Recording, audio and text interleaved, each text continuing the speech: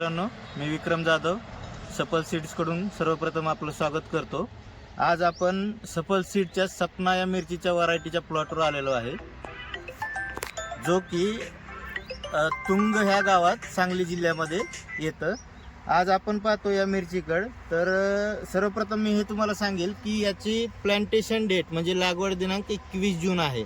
21 जूनचं बघता आज 6 महिने झालं प्लांटेशन पासून हा प्लॉट चालू आहे आणि 21 जून दरम्यान तुम्हाला हे पण माहिती आहे की सातारा सांगलीमध्ये पावसाची परिस्थिती काय होती।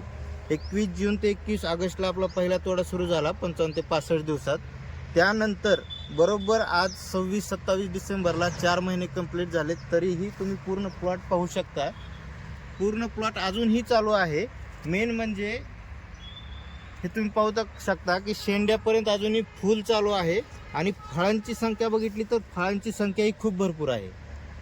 जर तुम्ही ह्या मिरचीचे ठळक वैशिष्ट्य पाहायला गेले तर ही मिरची 14 ते 15 सेंटीमीटर लेंथ, हिरवी आणि ड्युअल पर्पजसाठी, दोन्ही पर्पजसाठी, एक तर तुम्ही हिला लालही करू शकता आणि हिरवीमध्ये पण विकू शकता।